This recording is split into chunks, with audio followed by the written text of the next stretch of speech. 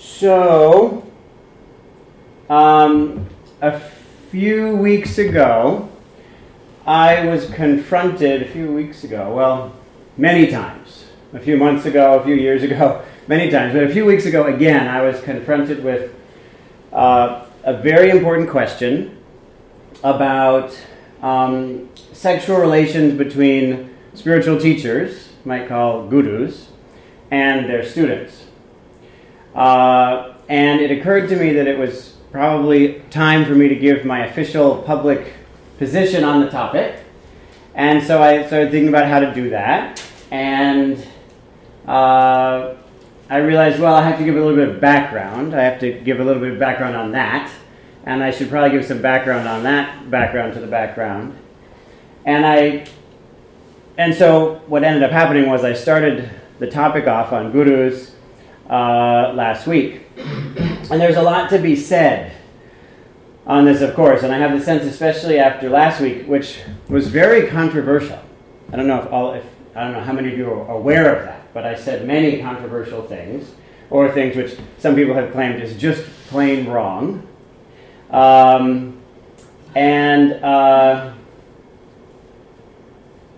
so that gave more evidence that there should be a lot of time given to the topic of gurus. And so I think that that's probably what will happen now. I think we'll spend maybe a few months talking about the relationship between spiritual teachers and spiritual students.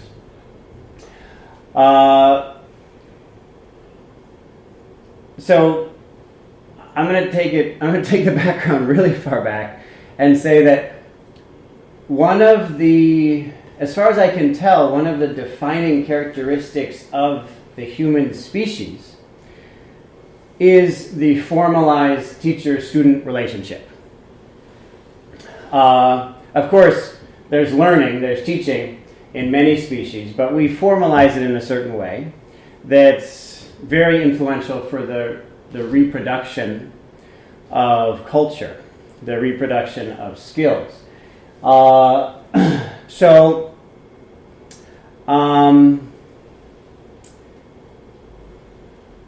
So this is a foundational, an essential, a crucial topic in human life, in human existence. And I think it's worth talking about this particular case, which some would say is the extreme case of the teacher-student relationship, that being a spiritual teaching, and then taking that content and bringing it up to the highest intensity of a guru, someone who is given great respect and is expected as a person, as a human being, to live, to embody the values that they propound.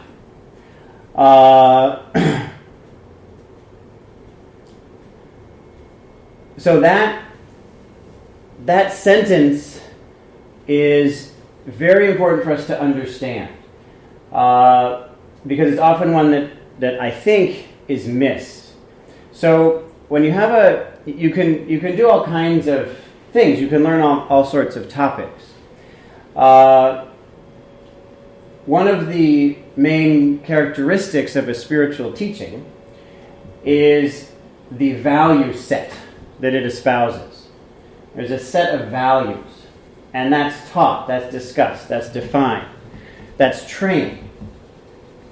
What are these values? They're chosen in some way, they're then conveyed in some way, and there's some way of giving feedback about whether those values are being embodied. In this kind of teaching, there is someone who lives those values. And it's expected in this sort of relationship that one can watch them and learn how to live those values by watching how that person actually lives their life. In this way, they're given, in a certain sense, the highest authority, because they're teaching, they're demonstrating and they're training people in how to live, that means both how to behave and also how to perceive. So this is an enormous amount of authority. We're giving that person authority over not only how we should behave, but actually how we should perceive. How we should perceive ourselves, how we should perceive the world.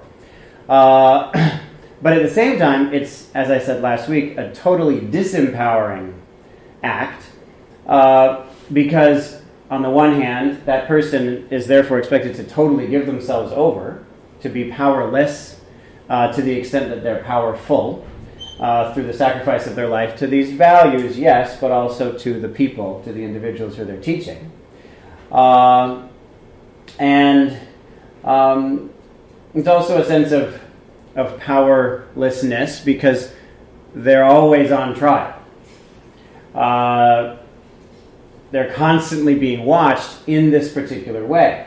Now, we should say that all organizations that I know of anyway, all organizations have values. So I talked about other types of organizations. You can speak about large for-profit companies. They have values as well. In general, the way it ends up, regardless of what the companies may claim as values, what actually happens, and I've been a part of creating a few companies and working as a consultant for a number of companies, and some of them quite large and successful. It's very common that a very sophisticated and beautiful value set is claimed, is voiced, and is to a certain extent shared among the people who work there and also perhaps among the customers. But like it or not, at the end of the day, there is what we call the bottom line. There is this sense of money, that money, making money, is the real value. That's the thing that we actually need to do above all else. And when making money and doing the right thing are in conflict, then the most important skill set in a company like this is the ability to rationalize, to find ways through emotionally motivated reasoning of demonstrating that doing the wrong thing is actually the right thing. Because we have to make money. And so we have to come to that conclusion somehow. And we'll make our way there through effort, through ignorance, through group delusion, whatever it needs to be, we'll get ourselves there because that is the bottom line. What you have in a situation of a spiritual organization, especially if there's someone who's expected to actually a living person who's expected to embody these values, in that case, it's expected that making money will not be the bottom line, will not be the most important thing, that all else will be sacrificed to if necessary.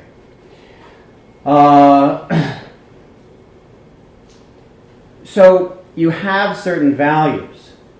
The community comes together around those values. Someone's expected to demonstrate those values in skillful ways, in ways that are more skillful than just describing them. So, as to give a sense of this, it's very difficult to learn how to do something just by reading about it, just by hearing about it. There are times when we need to be a part of it happening. So a good example is I've worked quite a bit with kids, and at one point I worked for a while with adjudicated youth, mostly boys, who were often in that difficult situation because, one of the reasons was that their family life at home.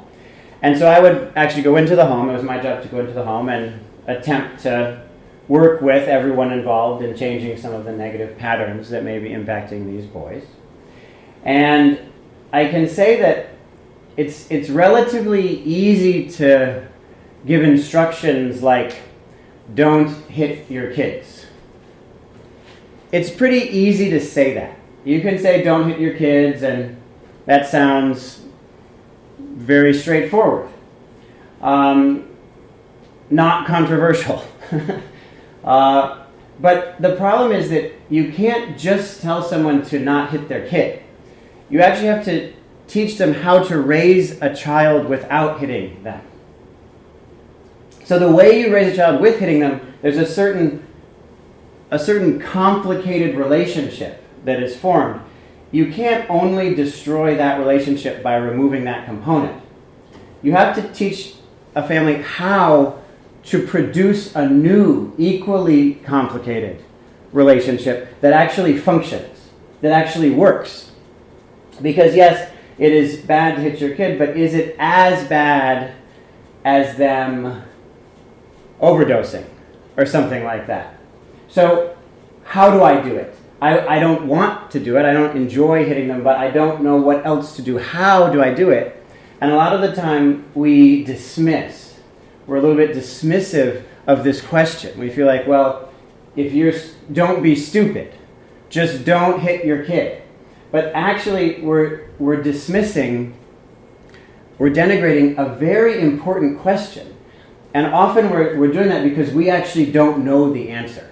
Even if we know how to do it, even if we have done it, even if we have raised a child without hitting them, we still may not know how we did it, to the extent that we could teach it, that we could convey it.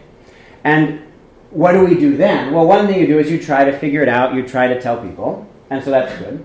But another thing you do is what it was my job to do, which is you actually go into the space and you demonstrate how it's actually done. So you show this is another way to respond to the fact that we found cocaine in his backpack. Okay, here's a different option. And I'll show it to you in a way that's more accurate, more complete, than just telling you several sentences about what you ought to have done yesterday.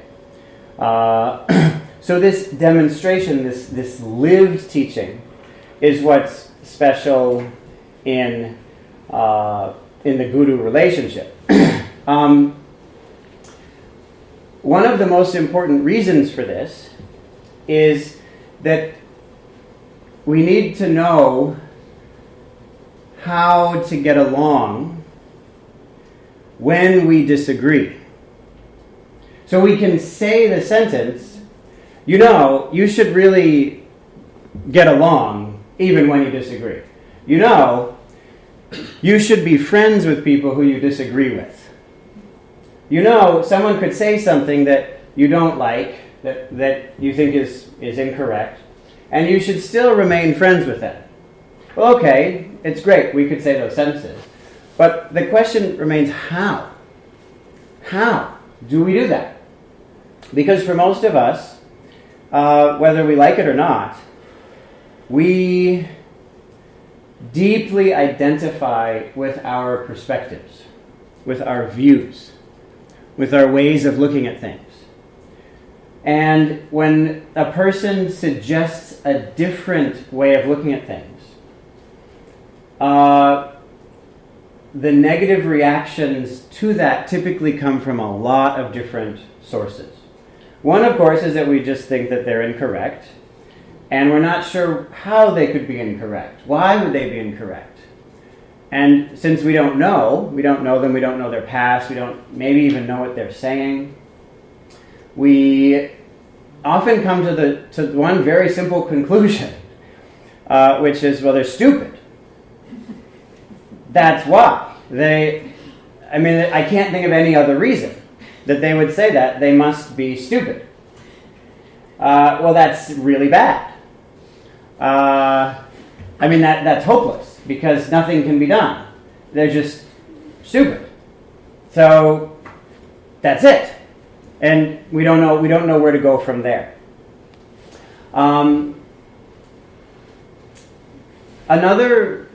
And so that's an issue. We have to know how to work with that.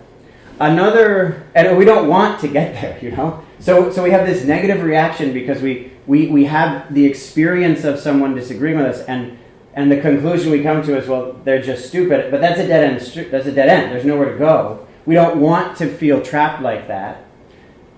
And so there's that negative reaction. Another negative reaction comes because, so Shinzen, who many of you know, he taught me a lot about teaching. And one of the things that was most helpful in the end that he told me, he said, so this is what's going to happen. You're going to go and you're going to give a talk. And about half of what the audience will hear you say is what they came in hoping you would say. And about half of what people hear you say is what they came in afraid you would say. So almost everything that anyone hears as you talk is going to be either what they hoped you would say or what they were afraid you would say. And you have a little bit of room left where they're going to hear what you're saying. And you have to maximize the power of that little bit. Because in this form of communication, it's very difficult to listen without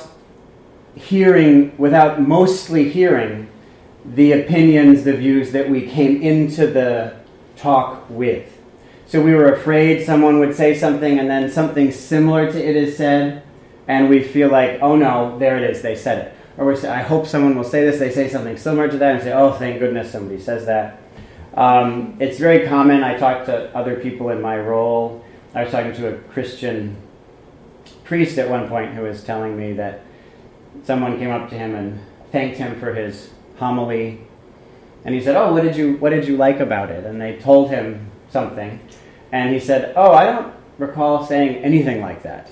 I don't recall it at all. And they said, oh, no, you definitely said it. He said, I don't think I said that. I have notes on I made notes. I'm going over the notes. I didn't say anything like that. I said, oh, no, it was so helpful for me. He said, it isn't just that I didn't say it. I disagree with that, actually.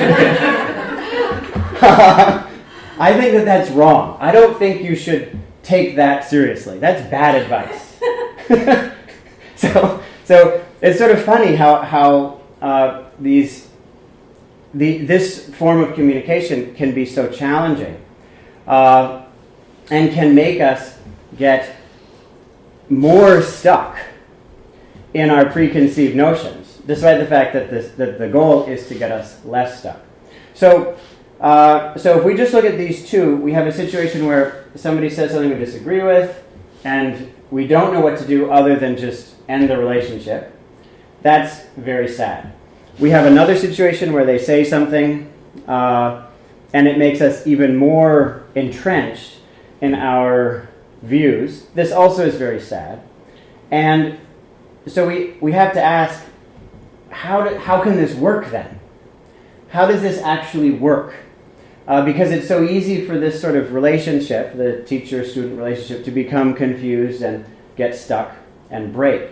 So how can we look at this in a way that it actually works?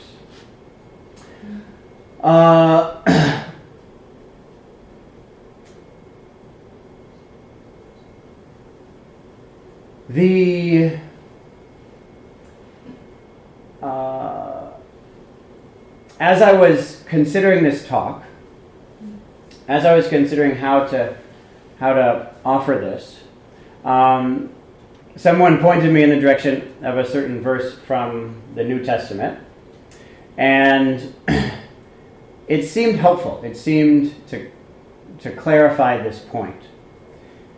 And it is Christmas time, so this will be... I did a little tiny bit of a Christmas talk last week, I'll do a little bit of a Christmas talk this week, and there we are. You have to be flexible, I suppose.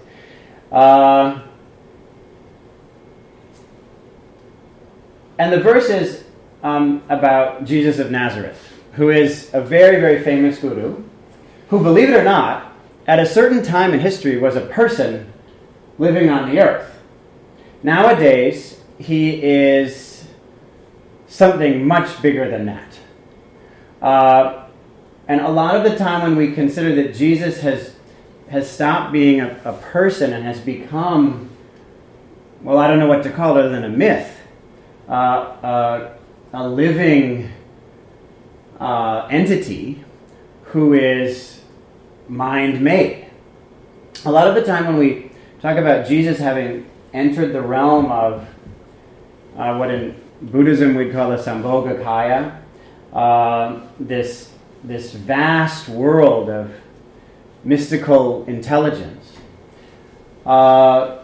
When we say that, a lot of the time there's this either quiet or even more often an overt cutting down of the legitimacy of that shift, as if because Jesus used to be a person and is now, a God, has become this transcendent figure, that somehow means that he's less real or less true or less valid. That it's as if we're all just making it up and so it's not real. Well, okay, to a certain extent we're making it up, but that doesn't mean it's not real. I wouldn't say that we're not making it up, but we're making a lot of things up.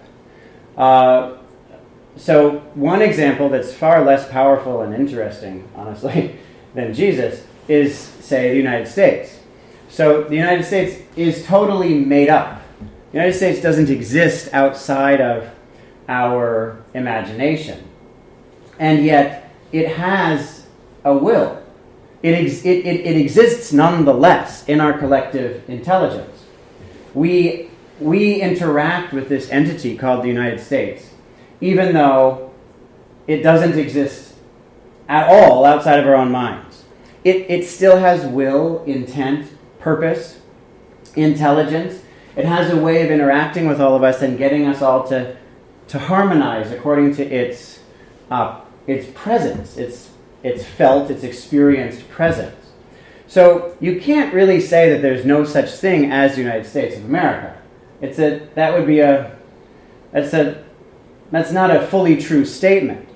The U.S. exists in a way, but it exists in a way. It exists according to certain circumstances. So that's a very mundane example, and I'm not claiming that Jesus functions at the same level as the United States. Jesus is a even more real entity, you could say, the United States.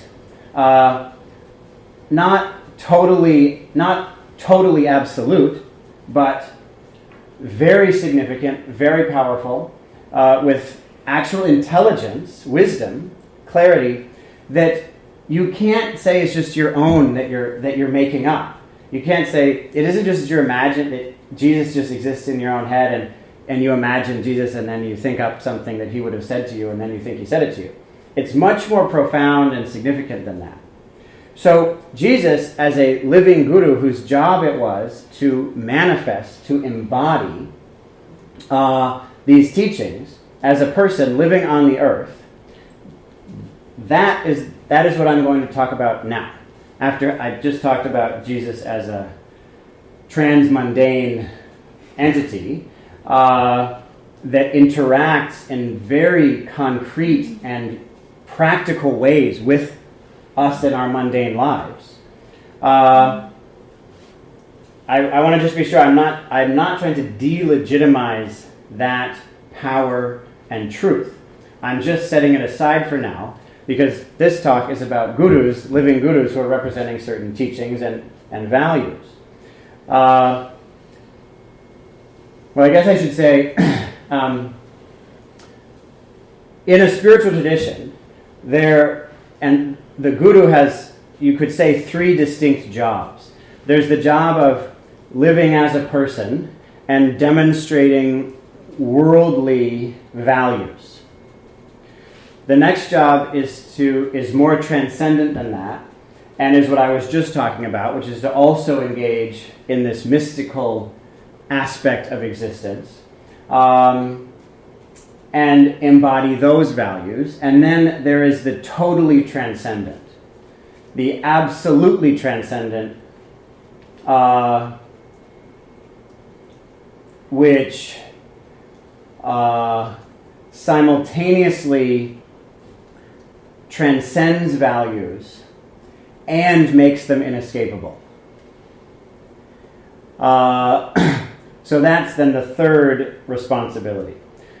For now, just for this talk, I want to bring it to only a person living in a physical body, representing worldly, you could say mundane values.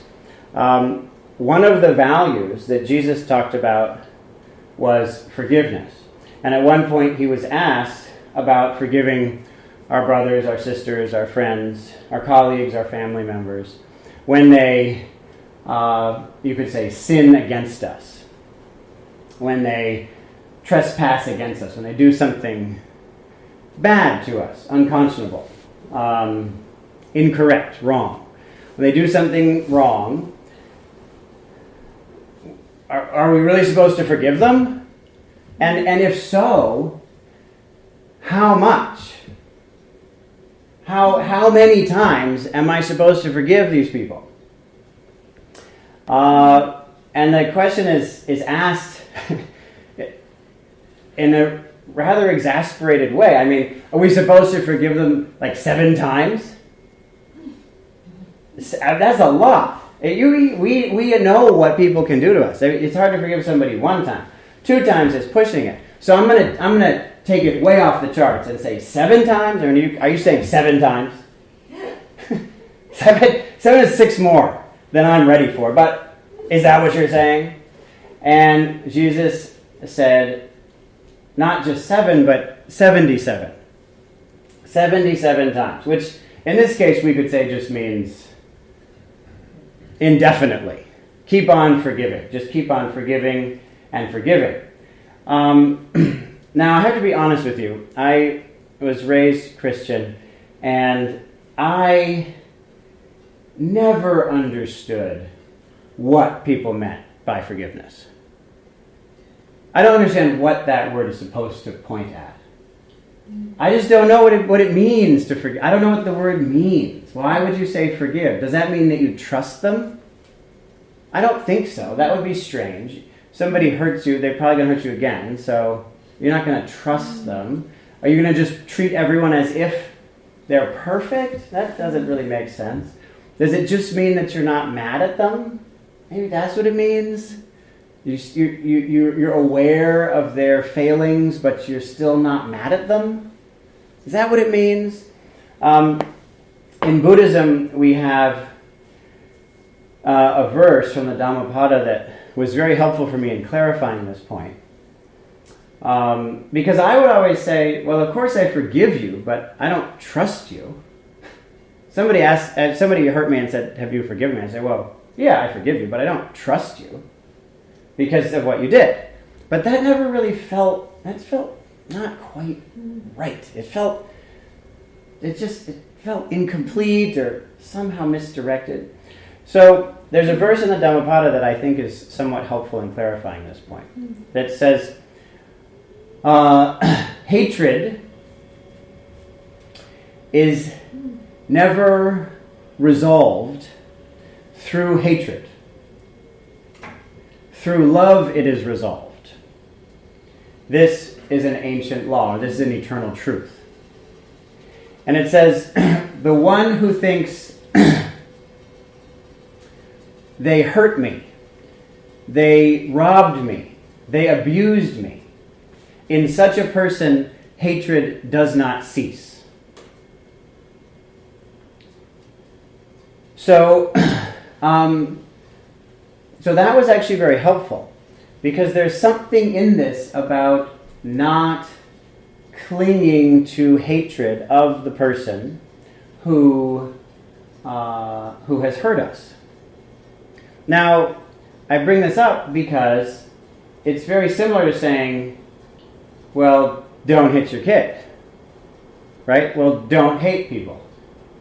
Okay, but how do I do this? I understand your point, but how do I actually do this then?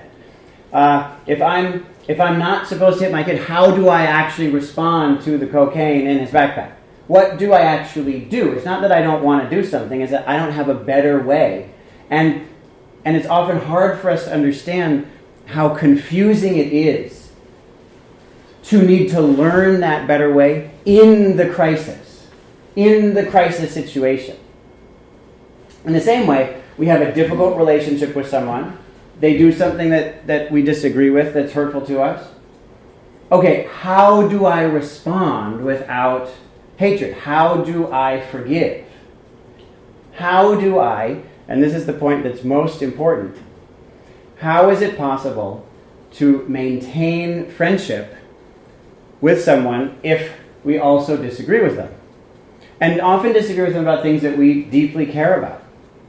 How do we do it? How is that actually done? How can we really do it? And the demonstration of this, the revelation of this, is what a guru should do. The same way that we actually go into the home, we actually show a person a different way to do it, and they get a sense of it, even if they themselves can't phrase what they saw, they can do it a little bit more. In the same way, it's actually revealed. This is how you maintain friendship that is more powerful than agreeing. For too many of us, our friendships, our relationships, are defined by agreeing. We like to spend time with people we agree with. It feels great to say, this is how I see it, and then someone else says, yeah, same here. I see that too. And then it feels true. Oh, well, there it is. We're right. And all else is wrong. And that feels quite relieving. Because we have a kind of friendship that has been established in this medium of agreeing. Of sharing perspectives. But nowadays, exactly that is destroying the world. Exactly that is dividing the world against itself so that we get nothing done and are causing horrifying suffering. We're deeply divided right now. Why? Because we're finding it easier than ever to spend time with people we agree with. It's pretty easy nowadays to spend time with people we agree with. And the question that should arise in the case of a living teacher-student relationship is, can we develop a friendship in community that is more friendly than agreeing? That allows us to connect so deeply that we can disagree and the friendship isn't destroyed. In fact, the friendship can be deepened because we can directly confirm, we can know for ourselves that there's a kind of love that isn't just mentally aligning. It isn't just that our lives are being aligned by perspectives and then we're working together according to those perspectives, with those perspectives ruling our lives, because anytime that we aren't perceiving in the way another person is perceiving, we feel so terrible that we have to get out of that relationship. That means that all collaboration is happening according to mental views. Even mental views that we really care about, that really matter to us, that are very important to us. Which brings us to the other point about what happens when we are in a relationship and have a hard time hearing anything other than what we were hoping to hear or afraid to hear. A lot of the time, what we're hoping to hear has such a pull on us that we're going to hear it, whatever is said. What we're afraid we're going to hear has such sway over us that we're going to hear it no matter what is said. We're so concerned about possibly hearing it that we have to be hypervigilant, and so we're going to see it anywhere. We're hoping so much to hear it. It matters to us so much that we're going to hear it, whatever is said. We have these fixed views. and we get stuck in them, and they run our lives. And it feels safe. It feels safe. Our views on things, the values that we currently hold in our mental conception, those have enormous power over our lives. And why? Because they control our relationships. And power in the human world is relational. The ability to have impact is relational. In the human world, in terms of human beings, individuals don't have power. Relationships have power. Relationships are far more influential in the world than individuals. Individuals who are really good at developing relationships, you could say that they have power, but still in reality it's just the relationships that have power. All the big things that human beings do are done together. There's no big thing that human beings have ever done that wasn't done together. So, I don't know. Maybe you come up with, what's a big thing that people have done? Anything. Anything. You can come up with anything. Railroads. Yeah, the railroads. No one could have built the railroads. There isn't a person who could have built the railroads. That had to be done together. And not only the railroad itself, but also the engine, which has a long history of development, the merchandising, the sales, the entire economy, being able to support that. But beyond that, the sense, the belief, the valuing of transportation, that it's really good to travel. That's a really important thing to do. So the railroads is a good example. The example that I like to give the most is the computer, because we really like computers. We use them often. But in the case of a computer, unlike maybe in the case of a railroad is right on the edge of this, but in the case of a computer, there is no one person.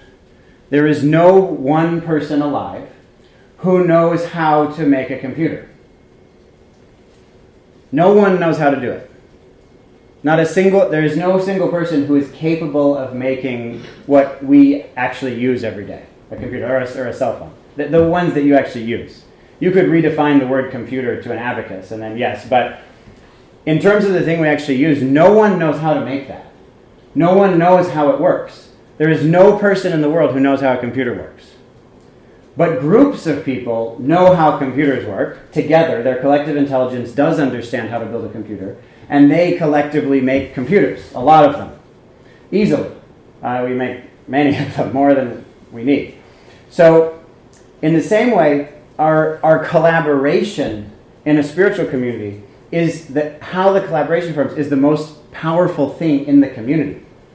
And so, if we can only collaborate within the bounds of our hopes and fears regarding communication with others, then the kind of organization that is formed is deeply constrained.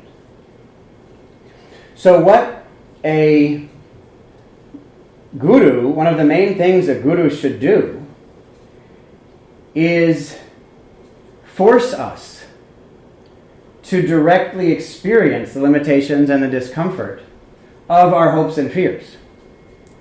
Of how deeply we hope people will say things we agree with, how deeply we fear people will say things we disagree with, what happens to us when someone actually says something that is really different from what we think, and how we then make lots of assumptions about what is being said to the point that the relationship closes, rather than that opening the door to us questioning our own convictions. So the guru should set up a case in which we can simultaneously have two experiences. One, we have no choice but to question our convictions.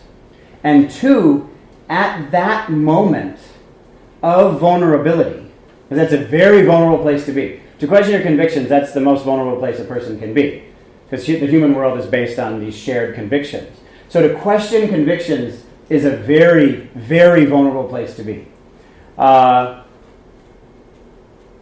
very vulnerable.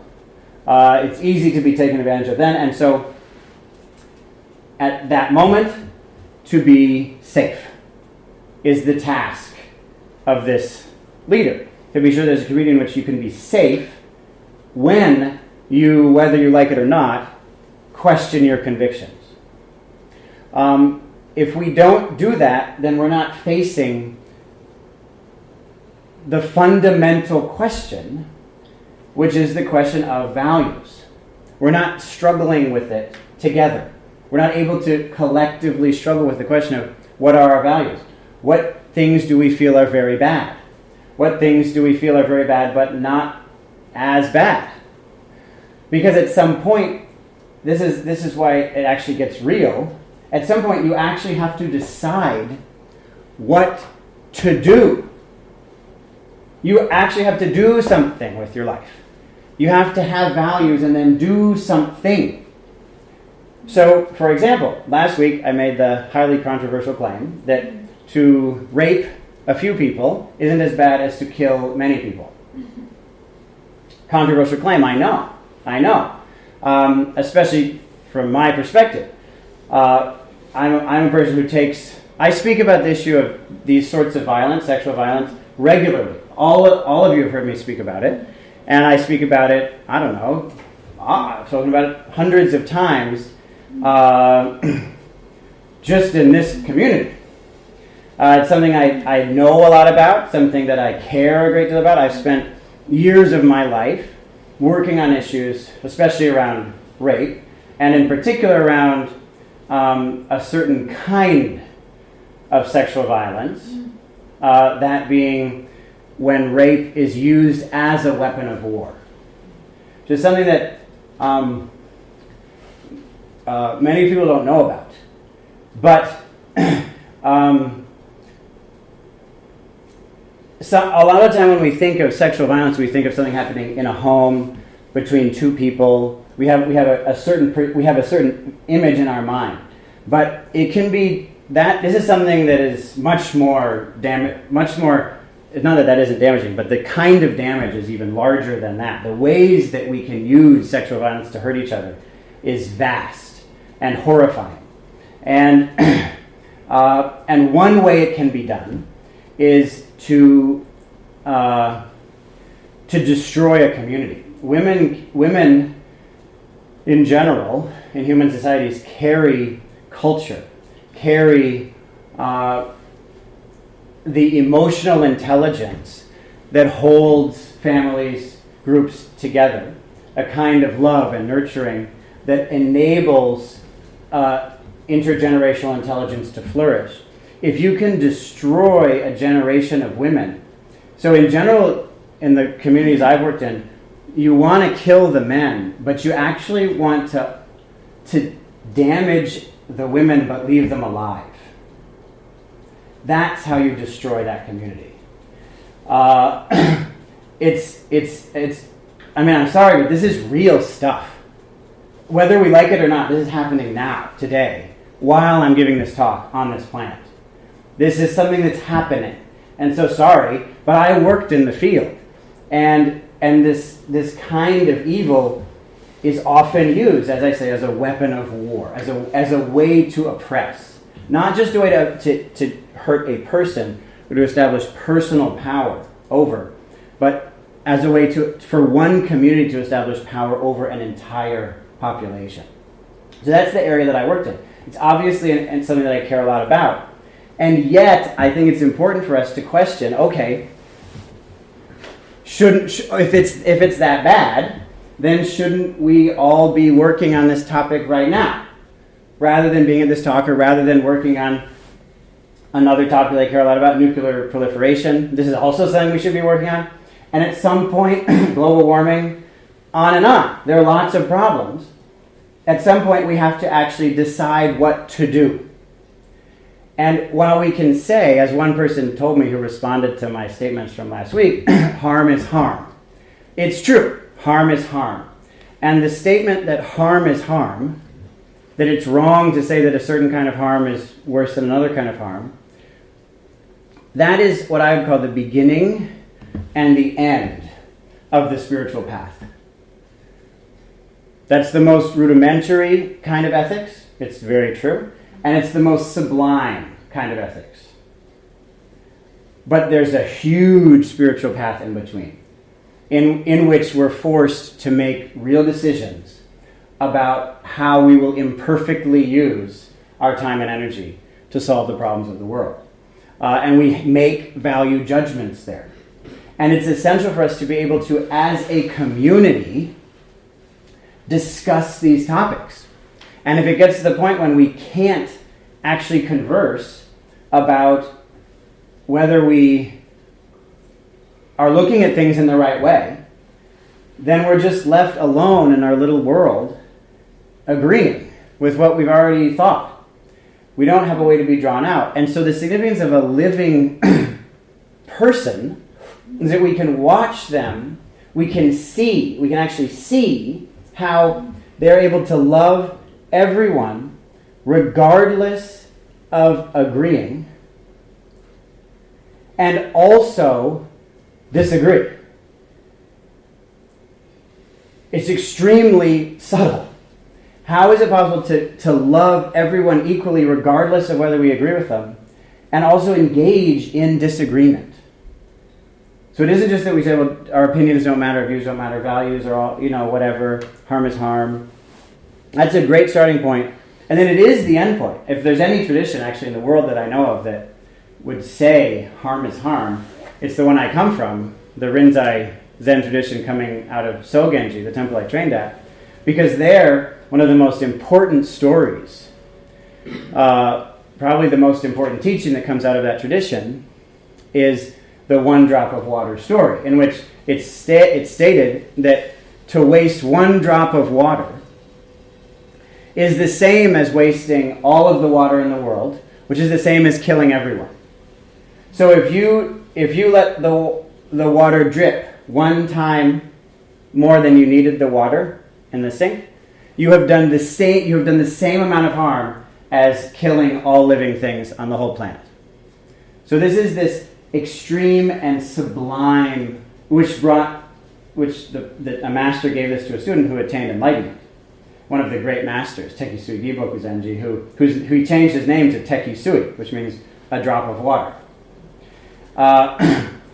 And he saw, in the case of a person who's fully enlightened, they see harm is harm, and they completely stop harming forever. Now that's incredible that such a thing is possible at this extreme end of the spiritual path. But our way of getting there is through questioning, making value judgments, deciding what our ethics are, and in particular doing that together, doing that as friends, who can disagree as friends, and who can find a way to use the disagreement to deepen rather than destroy the friendship. And that point is what Jesus totally demonstrated and changed world history with. A total demonstration of this forgiveness under the most extreme of circumstances. Done so totally that literally world history was changed. I mean, let's be clear. When he was crucified, there was no way that the Roman philosophical schools, in particular Stoicism, were going to do anything but take over the world.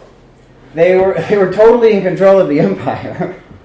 And then a few hundred years later, Christianity's running the entire thing. One of the main reasons for that is this utter purity of what you would call forgiveness, and a complete non-holding on to hatred, and a friendship that can't be damaged by whatever acts, verbal, physical acts, whatever acts someone may perpetrate. So we have the opportunity, when we interact with each other, and in particular when we interact with a teacher, to see exactly how that happens. How do you love everyone, regardless of agreement, while simultaneously disagreeing, really disagreeing, actually feeling how hard it is to make statements like the one I made.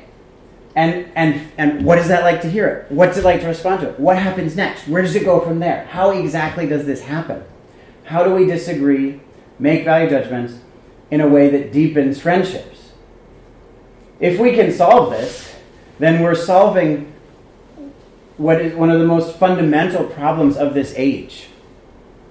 One of the most important problems that we have in the modern world. If we can do this, then we have become a community that can represent that solution to the world. And then we hold that position of the demonstration of friendship that is able to disagree, to make real decisions about how we use our resources to solve the world's problems, and use those disagreements, those debates, in order to discover a kind of friendship that's prior to all of that, that's beyond all of that transcends all of that embraces all of that. We become a community that can serve, that can demonstrate to the world. So now we have the chance to practice the techniques that mature us as individuals in community so that we can represent this love.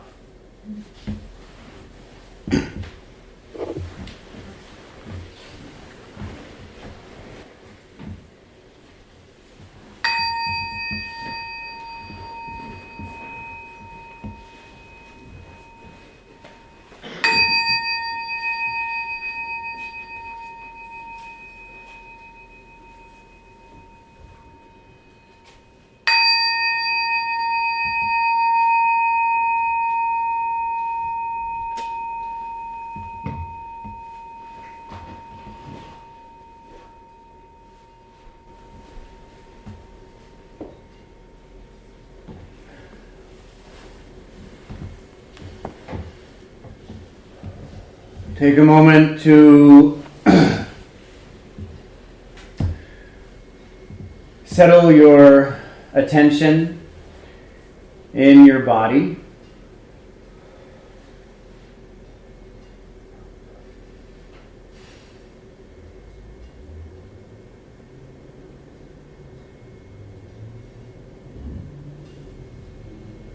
Tend to the feelings of your breath.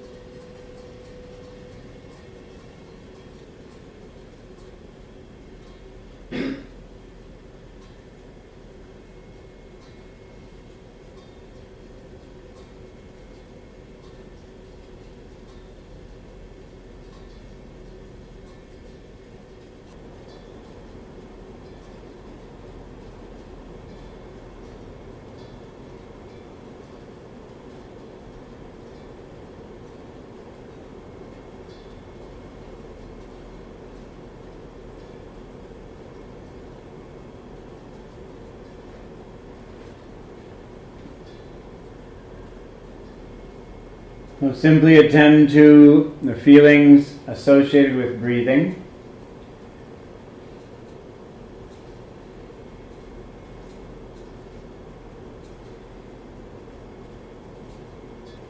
Perhaps other places as well. For now, simply attend to those sensations as they arise and as they pass away.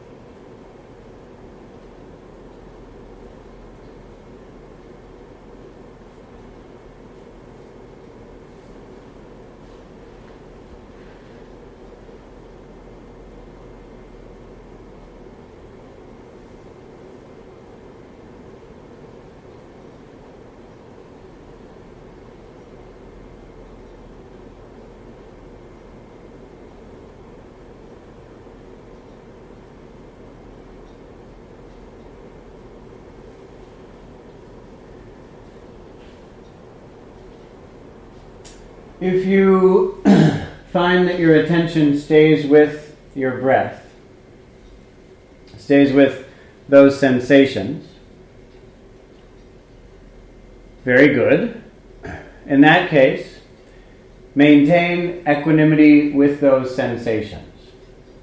Equanimity means that you allow them to arise and pass away without resistance.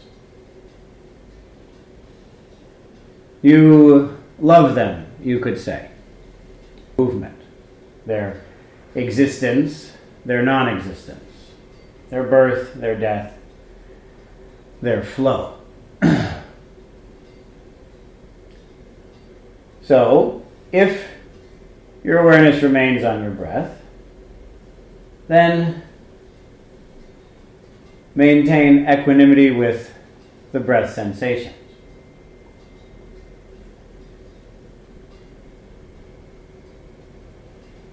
If your attention wanders,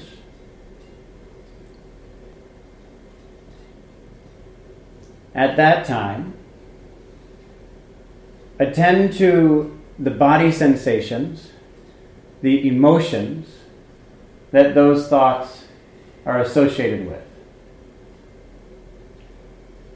Attempt to find the feelings connected to those thoughts, those areas of awareness other than your breath. And then cultivate equanimity with those feelings. Which is to say, love resistance.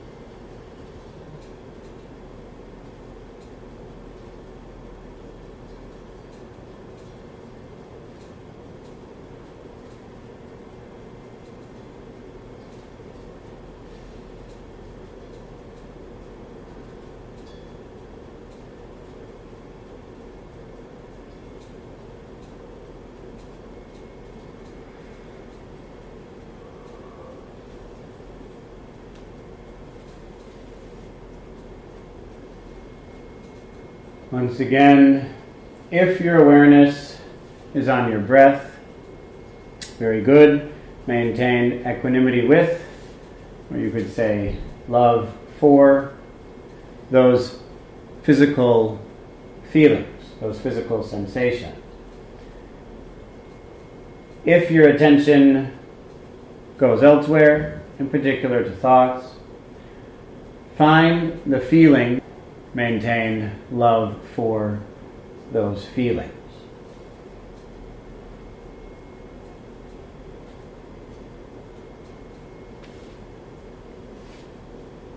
Now it's either a two-step process, awareness of the breath, equanimity with the breath, or it's a three-step process. You're, to begin with, aware of the breath. You then you discover the fact that you're attending to a thought. That's step one. For that feeling, that's the third part.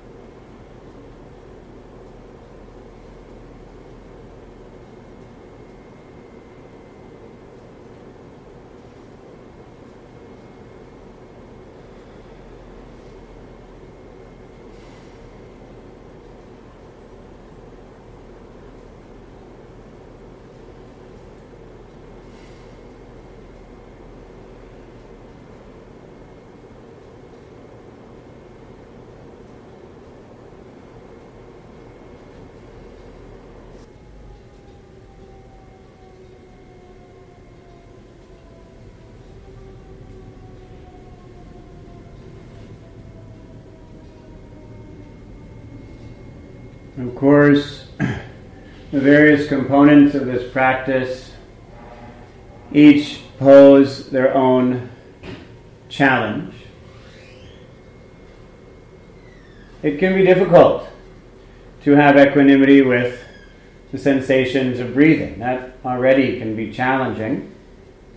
So we develop zeal and enthusiasm to rise to that challenge. If we find feelings associated with those thoughts or other distractions, it may be difficult to maintain equanimity with that.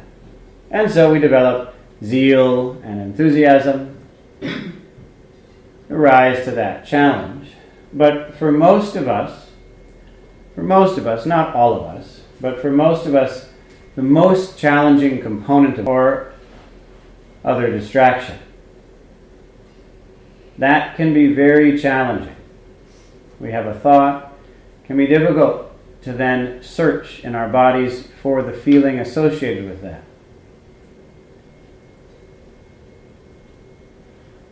Therefore, we develop zeal and enthusiasm in order to rise to that challenge.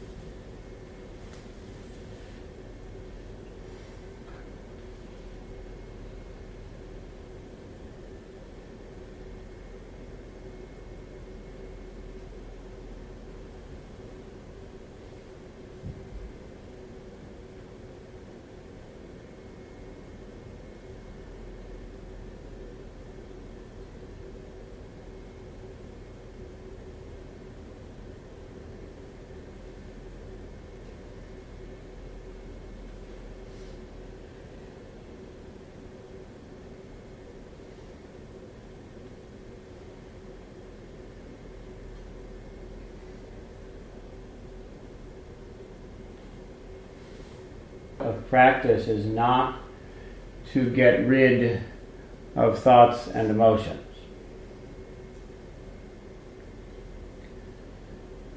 It is to find whatever the emotion is. It's associated with whatever thought may arise. And then to receive it completely as if it's a friend coming to tell you something that you need to hear, whether you like it or not. You're willing to feel it.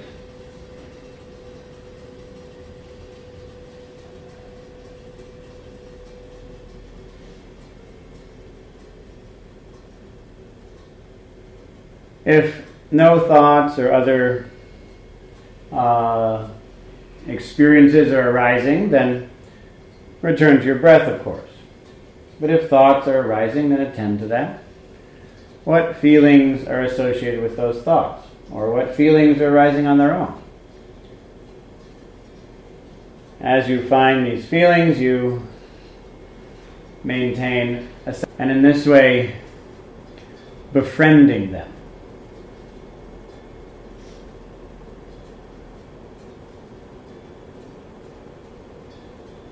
That doesn't mean getting rid of them, and it doesn't mean holding on to them.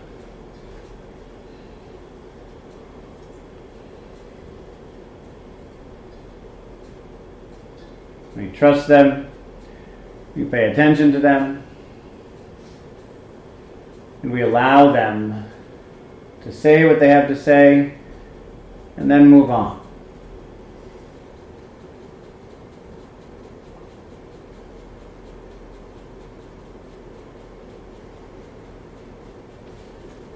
And know that if you find a thought and search for an emotion, for a feeling associated with it, and you don't find any, know that you just found the feeling associated with that thought. Feel what it's like to not feel anything. That's a feeling. You could call it peace. Feeling is a feeling. Feel that. With equanimity, with trust, with love, with friendship. In this way, we have found a kind of friendship that is beyond the content of thought and emotion. A kind of friendship that embraces the content.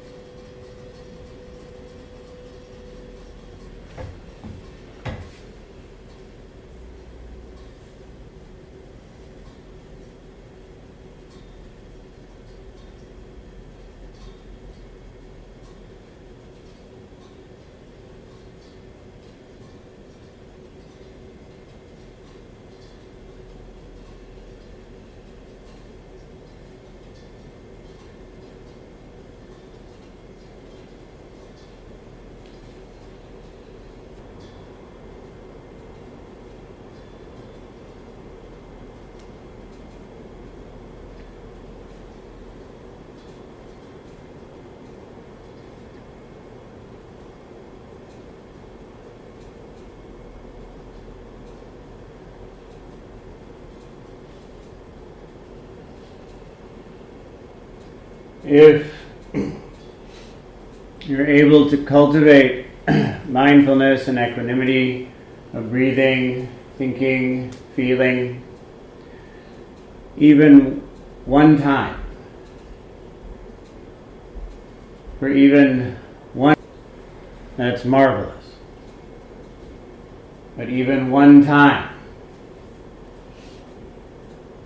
means that this path has come to life.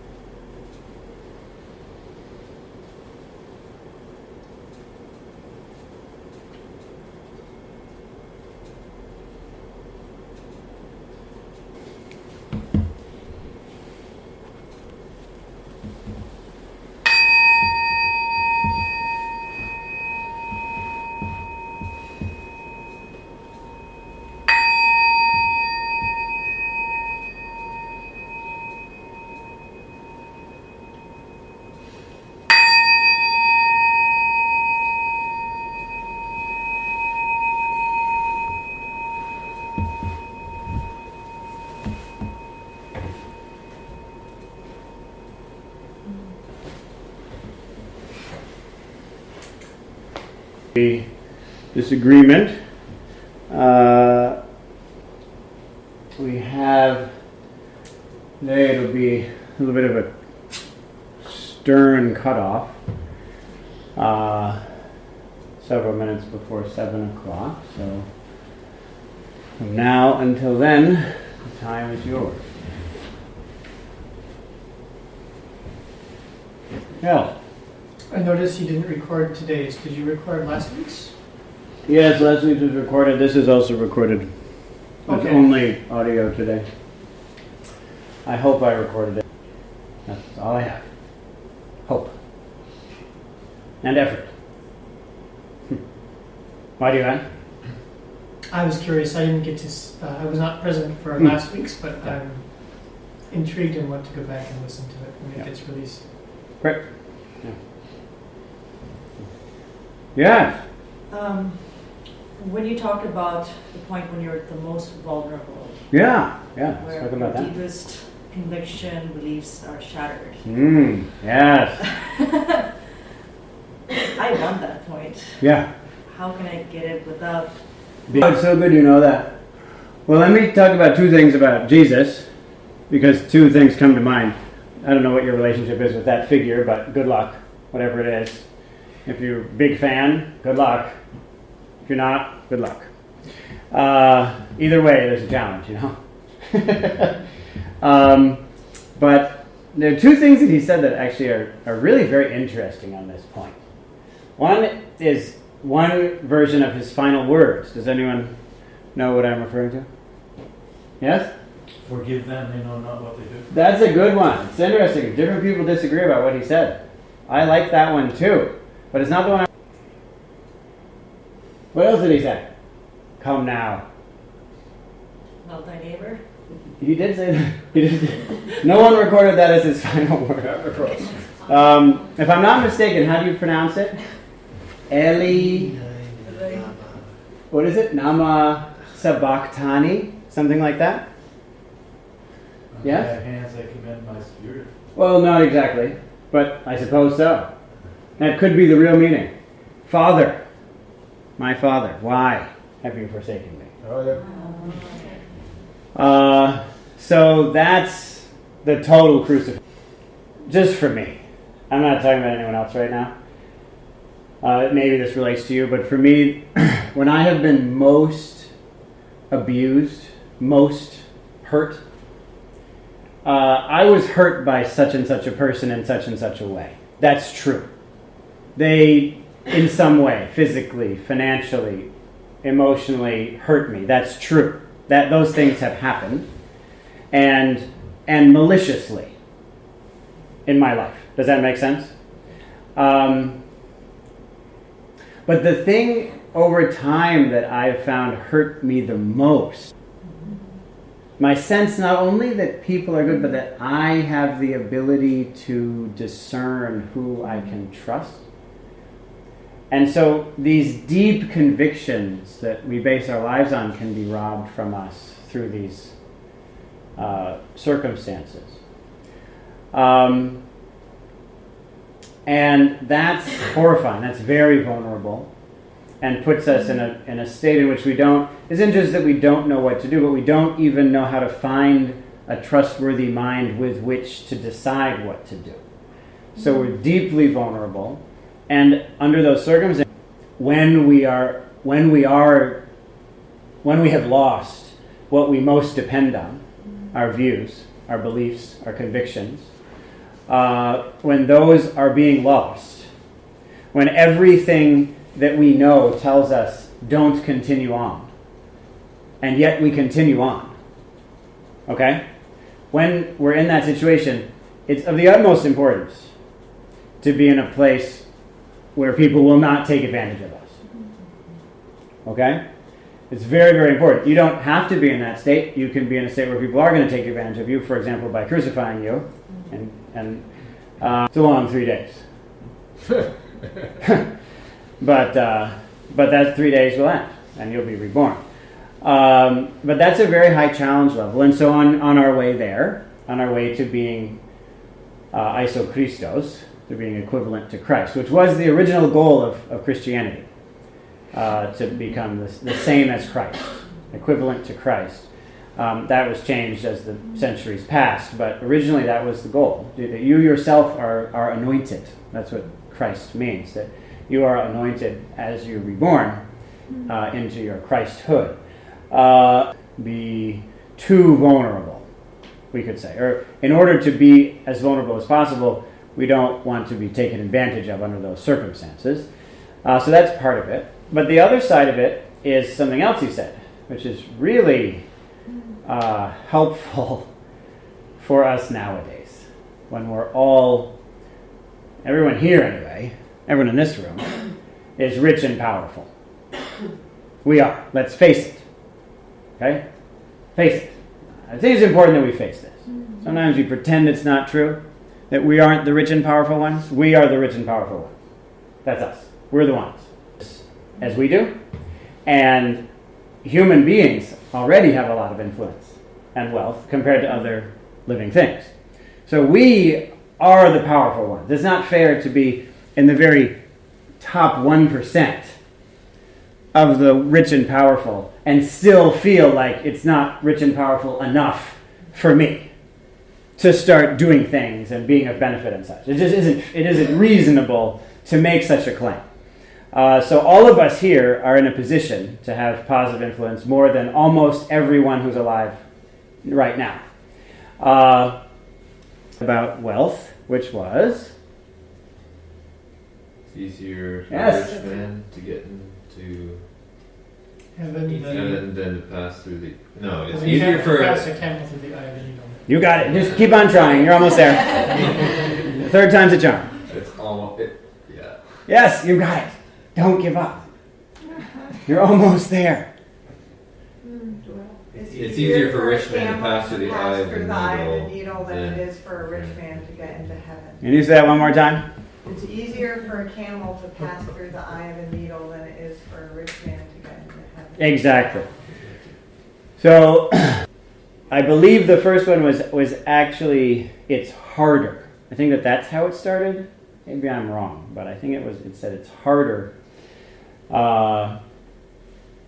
for a rich man to enter the kingdom of heaven than for a camel to pass through the eye of a needle. So, in my experience, wealthy people, powerful people, have a very hard time with real development, with spiritual development. And one of the main reasons for that is that they don't think they do. And why don't they think it? Yeah. Yes? Well, the problem is that the way you think you need to grow is almost certainly not the way you need to grow. Because you're going to grow that way. But the way your self-perception and your sense of what you want, these are exactly the things that you're escaping from. So they are not going to lead you, if you trust your self-perception about how you need to grow and you want to grow in that way and so you do, that's just further entrenching you in the problem. It's not solving it in most cases. And so a lot of people, because the main thing that money offers us is the ability to externalize growth. Right? So if we're uncomfortable with each other and I'm the rich one, I can just get rid of you. I can replace you. I don't have to listen to you. You're the one who has to grow because you don't have the power to avoid growth with money. So I get to use money to change my circumstances so that I don't have to grow, or in particular, so that I can grow in the ways I think I should or that I want to. Right? And due to precisely that, I don't grow. And the people without power tend to. It's ridiculous. It's obviously untrue. But to us, as the wealthy ones, it feels like it should be true. You know about the hierarchy of needs? So you're supposed to, what? You're supposed to need food and then safety and then like relationships and then eventually you're spiritual? Yeah. This is ridiculous. This is completely wrong. And his own department at his university attempted after he died to prove that it's right. I mean, they spent a lot of money trying to prove that this is a true theory. They failed. There's no evidence that this is true. And there's plenty of evidence that it's wrong. It seems much more logical it's right, because then you turn poverty into some kind of sacred state, which is very problematic. That just isn't. You're looking at it completely wrong. The question is, are you capable of giving up power? Are you capable of giving up wealth? Yes? That's the question. That's what's hard to do. That's the hard part. That's the thing that makes it hard to enter heaven. It isn't that you have the wealth or don't have it. It doesn't say you can't do it. If it were, then we would just disempower everybody and we'd be doing good. Okay? That isn't the thing we're looking for. The important thing is how skillfully do you give your power, your wealth away. That is holy. That is entering the kingdom of heaven. And that's very hard. Yes? That's extremely difficult. And so again, how do you do it? Well, you enter a community. You enter a situation in which you daily directly encounter and have to interact with it, have to be subsumed into. And learn to influence your power, to give yourself away to that is the way you become vulnerable. To what should you give yourself away? Well, now we return to the sense of, are they going to take advantage of you when you do that? Right? Or are other people equally doing that? Is that something that is already demonstrated? And again, to bring it back to the significance of the talk, that's what a guru should show, should represent. The ability to give away, to hold power, influence, but to give it away. With teachers, spiritual teachers, we usually think of the big three problems, which are what? Sex with the disciples. Sex, Money. money, and what I've been talking about, power. But he said the thing is that while these are the big three that people talk about, there's a fourth, which is the worst one and is the most common source of the problem. And that is giving power, giving your power away to, who will use it to take care of the community, who will not use it for their own benefit. And if you look at what actually happens in these communities where things really go wrong, this is almost always the source of the problem. At some point, someone got power and then used it to prevent feedback from getting to the guru about what's happening, and to establish that screen as a way of containing the group to their own ends. Does that make sense? So this position of influence, and the more you do it, the more you can do it, until the whole thing suddenly collapses. So it isn't just about giving. One of the most important ways to learn and develop is you see other people do it skillfully. You see how it's actually done. Even though you may disagree with it, and you may always disagree with it, but you may discover, oh no, that is a good way to do it, I just didn't know that yet. But now I see why you're doing it that way.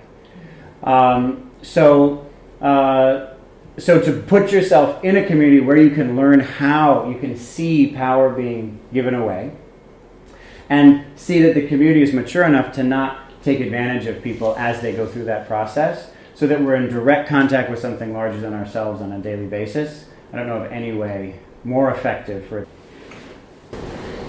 Excuse me, I'm having a little moment because you went on after I thought about it. The idea, God, why have you forsaken me?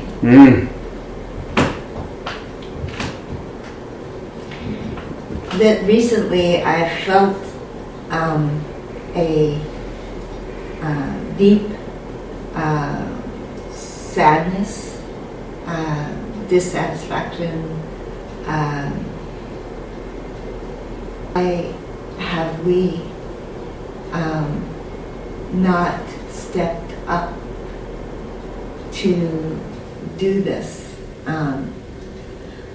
Certainly we, and myself included, why has humanity not come to this point where it can meet the goal and again will be turned under and composted to come again, to try again, to resurrect this learning? No. The question. It's important to ask the question, it's also important to find the answer. No. I think what I was feeling was these tears, and it felt really important to feel the tears. Maybe that's the answer. To let it go, to let go of this urgency, to let go of saying, you know something, I know something. Mhm. How come we don't all know something that, and because it feels that Mm-hmm. we're not there. Mm-hmm. And That's a good answer. And that sadness. Yes. And to be present with that. Somebody recently told me that that I needed to see a doctor because I was too impatient. Mm-hmm. Right? Mm. And I wanted to like scream, Mhm. with impatience, Mm. Mm-hmm. And maybe I need to do something more, Mm. and something like that. But what I'm getting to was that it's not God that has forsaken us, or the question is, why have we forsaken ourselves? And the answer is the tears. It's the tears of the Christ and the tears of the Buddha. It's that there is that we are in this process, and Probably not. Well, I mean, my Well, question we is only short, have- the answer may not be. 2 minutes remaining. So maybe we'll go over here. I'll answer this one in a few seconds, and then you get 1 minute. Good luck with it. Yes. It's not a question, I just Oh, want great, yeah, go to ahead. contribute that I was looking through that, for that saying, and I found that it's Psalm either 23, I think. Yeah. And if we understand Jesus, that he knew all the Psalms by heart, Yeah. and this circumstance he's in, it fits so well Yeah. that he might start to recite that. Makes a lot of sense Yeah. as somebody that way. Yeah. I think it's complete. It would be strange to.